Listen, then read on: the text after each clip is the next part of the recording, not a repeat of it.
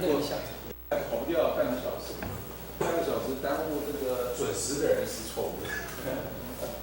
各位贵宾，非常谢谢你们参加我们这一次的教育训练。TJ 可能有些人已经见过了这一次是安排比较长的时间，那我们也希望 TJ 能够把这个我们讲说他过去的经验，好好的在台湾能够落下种子然后各位种子能够再帮忙去扩散一下前天我们也参加 Dell 的 forum， 也看到 Dell 在谈这个未来大趋势，大概也都是走这个 unstructured database， 然后因为那个我们讲说现在 data， 它的这个 unstructured data 是呈指数型的这种标准所以没有用这样子的一个环境跟开发工具的话，未来可能会在实物面来讲的话，会遇到很多瓶颈所以我们代理这个东西，我们就希望多找一些像各位一样的种子让我们在市场上去扩散去推广。那我们知道，其实台湾很多用户都在使用像我们昨天去一家电信公司，它也都已经在使用那我们也鼓励是大家能够多用它。那用的话，其实很多事情就会有一些回馈。那这些回馈，我们就可以大家就会有进步的机会，好不好？那这边就请 TJ 这边来开始帮我们介绍。我比较这个应该 OK 哈。TJ 对不起 ，TJ 刚好感冒，这个讲话可能我请他就坐着讲好了然后这个声音稍微小声一点的话，大家就要注意听了，好吧？好，谢谢了。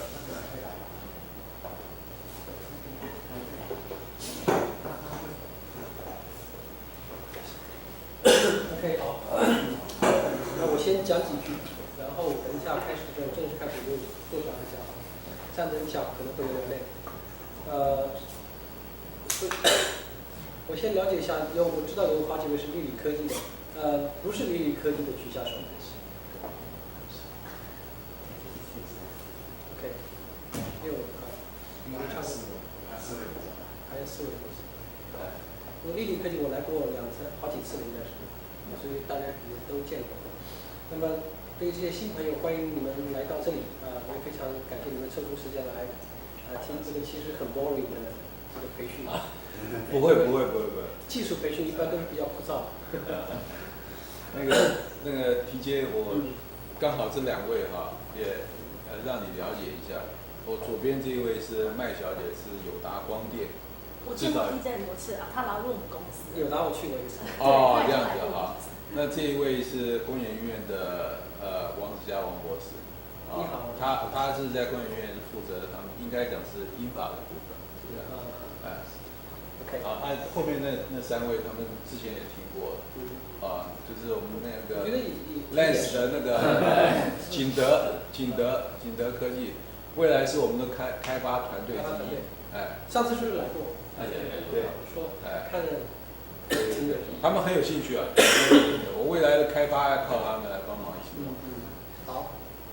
那么我一点自我介绍吧我是来自大陆最开始的是唐建发，那么一般我就叫 TJ 方面一点那么我在01年的时候就去美国读研究生，然后之后就在那里工作待了10来年吧，后来又去新加坡 FedEx 当手机架构师。我是14年加入 MongoDB 成为他们的方案架构师，然后又回国回到香港，在负责大中华地区的 MongoDB 的技术市场。我的其实背景大部分都是搞开发的，就是以 development 和那个架构为主。因为 MongoDB 说实话是一个非常接近于这个开发的一个数据库，是跟传统的数据库理念上都非常有不同，所以你看我们的很多的技术人员，特别是在做一些跟客户打交道的这种架构师，我们不叫售前或者不叫什么 pre-sale， 都是叫架构师。我们的同事像跟我做一样工作的同事也都是开发背景，我们要知道怎么样讲开发人与开发人讲的就是会写程序最起码对吧？然后知道是你们会怎么样用什么哪些工具在开发的流程会怎么样工作，这样的话才能更好的就是说跟你们交流嘛，更好的来交流。所以在座各位哪几位是开发背景的？就是自己写代码、写应用开发有背景。OK， 那其他几位呢？你们是没有举手，你要和我解吗？没有举手的几位是？我是 DBA。DBA OK， 这边是infra 这边的对。当然就是 MongoDB 开始的时候就是跟开发走的比较近，然后到3、4年前吧，13年开始准确的说，我们真的是一本正经要下来做 database 了。之前我们都没有一本正经想做 database， 只是就是作为一个看着还不错，但不是我们的主导的产品。13年开始我们就觉得发现越来越成熟，越来越流行，大家使用的非常广泛。这个时候是这个可以成为我们的主业了，所以我们才一本正经开始来做 database， 然后我们才加了很多 DBA 运维 infra 兄弟们比较感兴趣的东西，比如说怎么样来运维这个工具然后是要企业方面安全然后在集群的性能那些方面做了很大的改善。这个时候 DBA 们才开始来看你们还是有点像 database 的。之前他们都觉得你们这个都不是 database， 不要来找我，你们自己开发越玩你们去玩，但是不要来找我。所以我们经常碰到企业中就会碰到有这样的情况。不过现在的环境好多了，现在MongoDB是完全的一个企业级的database， 可以说在各个方面都已经非常完善的那个功能和feature set 等等。好然后一些今天的这上面是有个 URL， 如果有电脑的你可以把它记下来，等一下我会把它关掉。这个是因为我们会有一些晚点，不会开始晚点，我们会有一些那个叫动手的操作。如果没有带计算机的，没有带电脑的话没关系，你就找一个有电脑的旁边看一下就 OK。也不是很复杂的东西，只是让大家稍微了解一下是什么样的，就是通过动手的话会深入一点。然后今天的 expectation 也设一下，就是说我知道有些人是用过的，有些人是没用过。我相信这2位你们应该是没有真的动手用过MongoDB是吧？有啦，我们自己有装。自己有装 ，OK， 这我是呢，还没有。后面几位我估计也是，看你们拿 Mac 的话，应该也是玩过嘛。Mac 上面很容易吧，直接下一个就开始跑起来了，对吧 ？Windows 都不知道怎么样我说起来我以前在硅谷的时候待过一段时间，待过2年时间，经常去参加那种技术的会议交流我开始是用的是 Windows， 发现我去拿了 Windows 都不好意思拿出来，为什么呢？一片全部都是 Mac， 你要是拿出 Windows， 人家都看着你这是什么东西。后来也被转变了，总算是被我的那些朋友们说，成天说，每一天都说我，你这个不行，你要是不用 Mac 的话，你是做不出东西来的。没事，开玩笑的。OK， 所以就是说如果是记下的话，我会把它关掉，然后我会切换成我的片子开始来给大家这个开始培训。那么期待就是说这个今天的培训按照我们当初的设想是比较初级的，假设是很多朋友都没有怎么接触过但是不一定，我们这个是比较说实话是比较 informal， 我们可以看实际情况，如果大家的接受能力比较强，或者是确实有过一些经验了，我们可以相应的做跳过一些或者是怎么样。然后如果大家对什么样的地方更感兴趣的话，也可以提一下。我们今天的内容是看一下大概是有这个几项。一个是 MongoDB 介绍，然后是 CRUD 操作，大家操作就是 CRUD 是 CRUD create read update 和 delete， 就是正常的 database 的 operation。如果有电脑的可以直接试一下，没有的话我会演示一下大概是什么样子。然后会讲一下索引，这个的话索引的话就是说我们可以跟传统关系比较一下，你会发现其实比较类似的概念。然后我们会有一个 break， 然后之后的话就是按照计划的话，我们会做一些 hands-on 的练习，就是对一些那些 CRUD 的那些操作会来做出练习。然后最后是我们会讲一下这个 MongoDB 的模式设计。为什么呢 ？MongoDB 我不知道你们有没有听说过 MongoDB 叫做一个无模式的数据库，有听说过这个说法？叫 schemaless。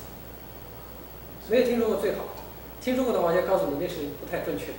我们还是有模式的，就是在大陆的话，很多人都说MongoDB就是无模式嘛，你不用设计模式。确实，你是说我们不用设计那个 ER diagram， 我们没有那个东西。但是我们是有模式的，只不过那个模式是在你的程序中间。我们会来讲一讲这方面的特点，特别是 DBA 的话，肯定要更关心一点这方面，因为这个确实是跟传统关系的那个模式有非常大的不同。你一定要跳出关系模型，比如说你才能真正接受 MongoDB。如果你一直还是按照那些关系型数据库 Oracle 既定那些规则来评价 MongoDB 的话，你就会觉得它不是个 database。你要忘掉这个Oracle SQL Server DB2 这些东西，从业务的角度开始来考虑这个问题。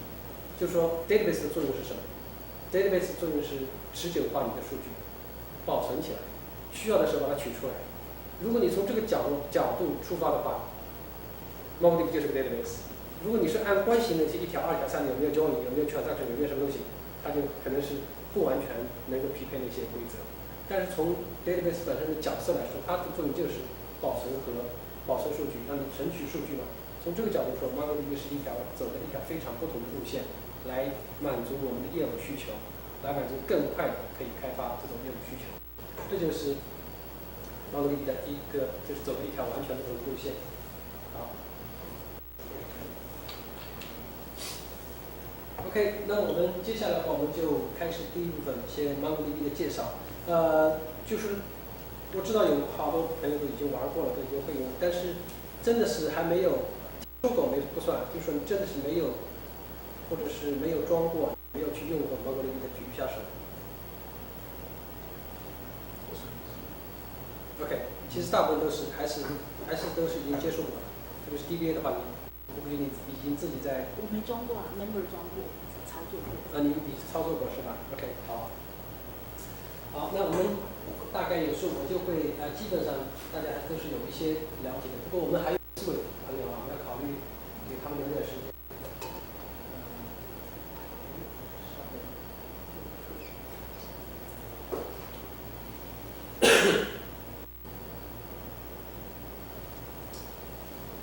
这样好了，我先给你们做一个 demo。这样的话正好可以，这个我觉得还是挺有意思的。我是2012年接触 MongoDB 的，到现在是大概4年。我记得很清楚，我第一次接触 MongoDB 是什么原因呢？我们在做一个，我那时候在硅谷跟几个朋友做一个 startup， 我们有一家我们做的一个产品，然后就有一些性能上的问题，就是说我们当时用的是 MySQL， 然后 MySQL 的话，就是那个请求过来的时候，我们发现经常是要花好几秒钟才能完成。这个时候我们认为确实是做一些研究以后，因为并发量很高，它实在是处理不过来。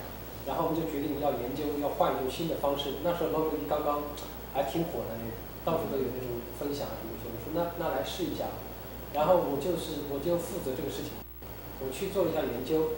然后周末的时候，我说趁周末这个时间，我来试一下能不能把这个做一个小小的测试。然后如果可以的话，我们再考虑搬迁。结果呢，我们大概是其实代码已经挺多的。我想当时大概有几十个，最起码有几十个文件是能够用到 MySQL database 要 Core database。我把 MongoDB 下载下来试了一下，说就这么玩，增删改查嘛，非常简单，真的是差不多1-2个小时吧，就大概知道它怎么用的。然后说这样可以，那我就来试试看了，可以找了一个文件来试一下，把它改成那个 MongoDB， 没问题，可以搞。我说比我想象中简单。结果是花了2天时间，大概10几个，所有跟 database 相关的东西全部改过来。本来说的是我们只是说验证一下，结果是花了1个周末，从0把整个写 MySQL 的代码全部转成了 MongoDB， 然后开始跑起来以后，性能确实是增长了10多倍，直接就解决了我的问题。我跟 MongoDB 结就是那个时候还跟 MongoDB 公司还没关系，就是自己是用户。TJ 打断一下，你现在这个经验啊，因为待会那个亚太电信他们要来，他们也是一样跟我提到，就是说他用了 MySQL， 现在有一些问题。对，待会你可以在这一段也跟他们介绍一下。所以说我是本人确实是亲身经历了这个过程，我就觉得 MongoDB 当时还很多坑，因为2012年说实话有很多运维上的问题，都没有弄得很好，所以但是我觉得从我最大的问题解决了，那我就可以接受，就是说在别的地方有所缺憾，我可以只要能够自己能够别的方式解决的话就 OK。所以我现在我觉得可以先给大家来演示一下 MongoDB， 我们一直很引以为豪的，不是说我们跑得多快当时，而是说使用起来真的很方便。就是对开发来说，我说的那个问题，我举的例子不是想证明 MongoDB 有多快，实际上证明有多容易来写应用，搞开发，搞 Web App 或者 Mobile App。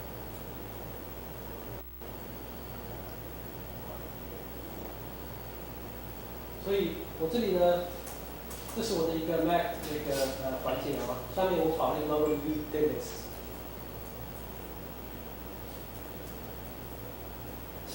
那么你可以看到 show DBs 我有2个 database admin 和 local。那这个都是默认的数据库，就是说我现在还没有放进去任何数据，我现在退出来。然后我现在呢，我这边有一个小小的脚本，主要其实就是一个文件叫 app.py。等一下我给大家看一下。我先做一个快速的 demo， 我先把这个 Python 的脚本先跑起来。跑起来以后呢，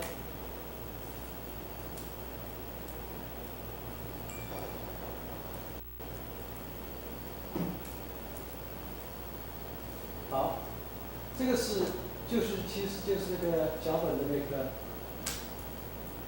我是在5000端口上跑了一个小小的Python的那个 Web 服务器，它可以接受 HTTP 请求。我这里做的是什么事情呢？可以管理一个 customer 的数据，非常简单，就是增删改查。我需要录入新的客户，然后有必要的时候去改一下或者删一下。我可以做 at， 比如说 ID 101号 TJ。number 是，然后地址是多少，对吧？这个其实很简单啊 ，google.com， 这个 com 没有，对啊，这个已经在这里。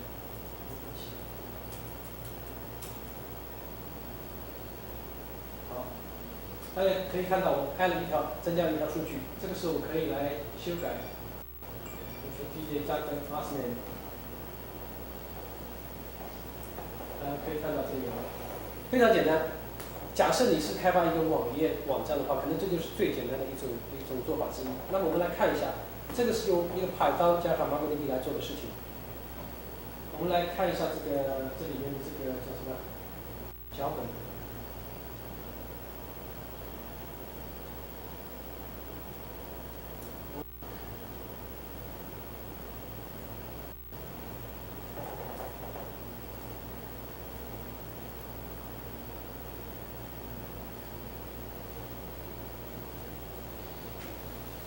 有谁懂 Python 的人举手，看一下有没有人玩过 Python 语言？这一位是吧 ？OK， 没关系。Python 语言是最适合 demo 的语言，为什么呢？它最接近英语，所以不用想。Perl 另外一个角度是最难懂的语言，是黑客语言。Python 就非常适合，非常简单。它这个里边上面就像类似于 Java 一样，它说是 import， 就是需要一些 library， 我们先不管。然后创建一个 application， 没关系，没会关。这里这一句是什么呢？假设你写代码的话，就连到我本地的2017这个 MongoDB 的数据库。有点凉，我稍微。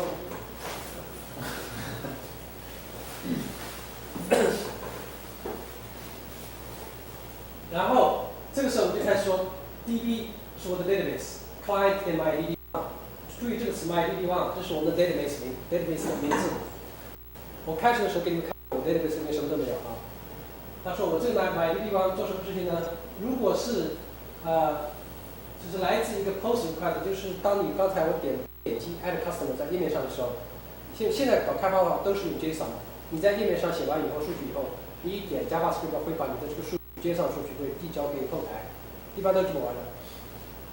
然后我说我这里我想处理这个请求，要把这个 customer 增加进去的时候，你可以看一下，我第一步 JSON data， 我是从 request 这个 request 拿过来，把这个数据取出来。这个数据什么样子呢？就是类似于这种 name 是什么，地址是什么 ，email 是什么，大概就是这样的形状，你会取过来。我取过来以后做什么事情呢？正常情况下，如果你用的是 MySQL 也好，或者是 Oracle 或者是其他的东西，你会做一大堆事情，来编制这个语言 SQL 语句，把它拼起来 ，insert into your table name 等于什么什么什么，这个只是最后一步，你中间还有一大堆其他步骤。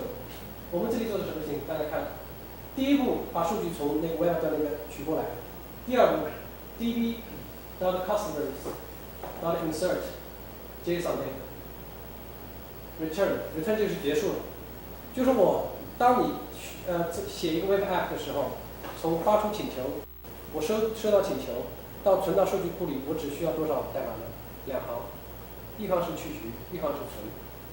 为什么呢？因为我们的模型就是 JSON 模型，你过来的数据很多，现在 mobile 也好 ，web 也好，过来数据已经是 JSON 了，我直接就可以丢进去，丢进 MongoDB。我们来看一下在 MongoDB 是什么样子。我刚刚插了一条数据。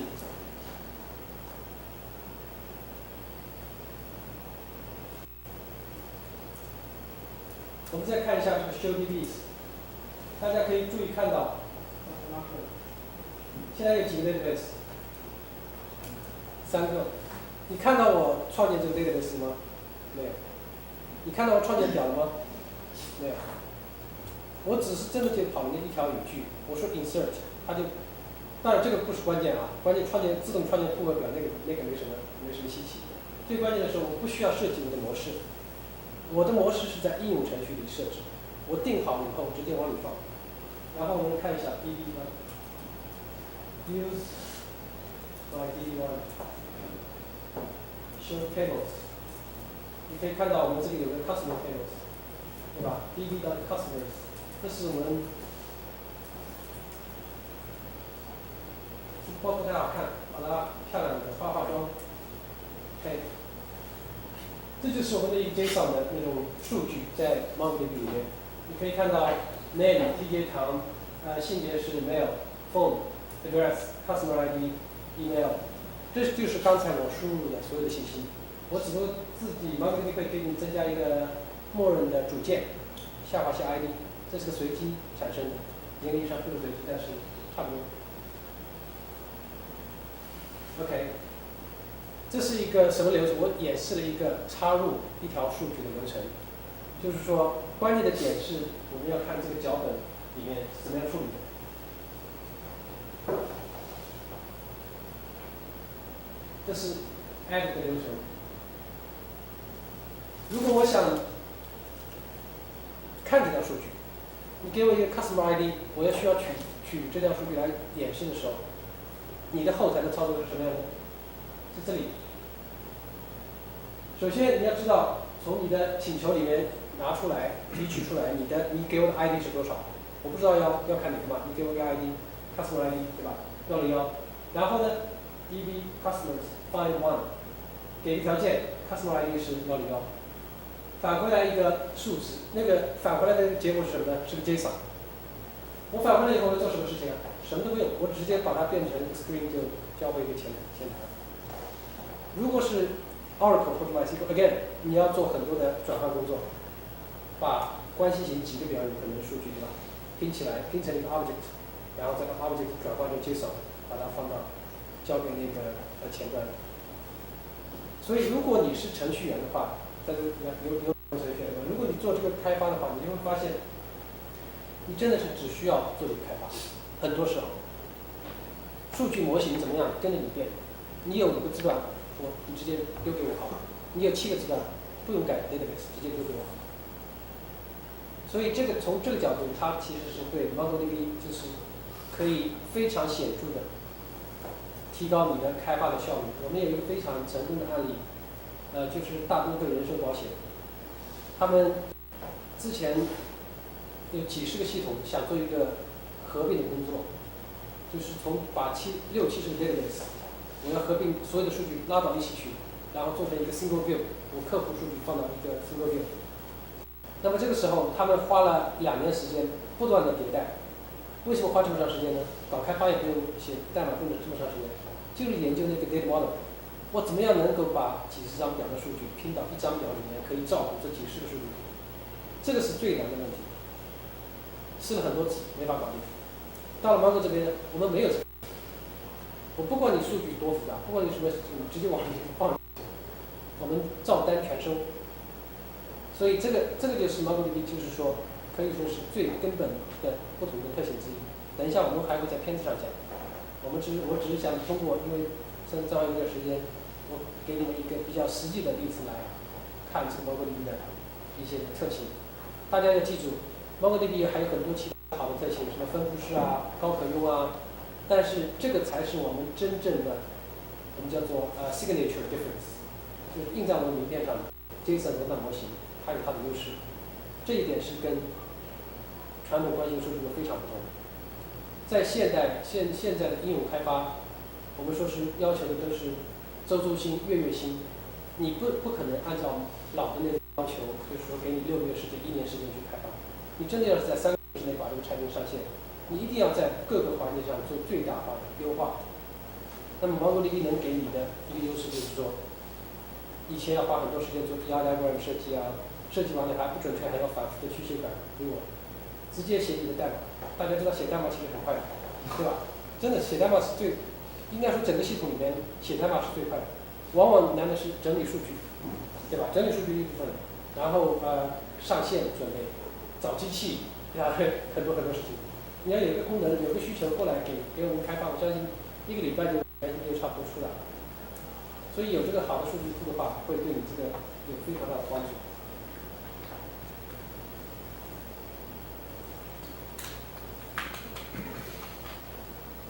好，刚才我做的这个演示，大家有没有什么问题？能理解吗？就是这个是从我开始的时候就这么玩，就是看从代码的角度开始接触，看 MongoDB 跟传统数据的 difference。DJ， 我可以问一个问题吗？可以。我刚刚看我们没有 create database， 自己就依照我们的语言就 create 了，对不对？是。那它是 create database 是不是有什么空间，或是 memory， 或是怎样是要预留的？如果它找不到什么空间的话，它也会 create。我们不会预分配。不会预分配。不会，对，没有预分配。我们这个，因为我们这个 database 理论上我们是 MongoDB， 等一下会讲到我们的扩展性了。我们这个 DB 是 no limit， 就说我完全 limit 就是你的吃饭空间了，就是你吃饭有多少空间你就可以用多少。然后 Oracle 的话，当然你首先我也指定一个 table space， 给它多少 quota， 100个 GB 啊，200个 GB。我们说你到了那次，我们可以扩展，我们再用一台服务器来做这个事情。那如果他找不到 resource， 比如说没有空间来塞这个东西的话，它会有什么 error？ 所以没有 error 之前就是。所以说MongoDB 是个比较年轻的数据库，在很多方面，工具方面，就是说它可能没有Oracle 啊 SQL Server 那么完善。就比如说这种监控方面的事情，你的 disk 要满了，我们可能不知道，真的满了以后我们就报错。那 Oracle 的话可能会有一些更多的那种方式，让防止这些事情发生。我们就只能指望你做监控做好监控 ，disk space 80%的时候你要 alert， 你要告警，然后你要去做扩展。我们允许你做扩展，不仅是在单机上，而可以在多机扩展，都不用怕。你哪怕这台机器说我不能扩展，我最多就是1个 T， 我不可能超2个 T 的，没关系，你再拿一台服务器来，再做另外1个 T。所以这个是不用担心的。谢谢。对。自动创建 database 并不是一件值得骄傲的事情，因为 DBA 们会很讨厌我们这么样做。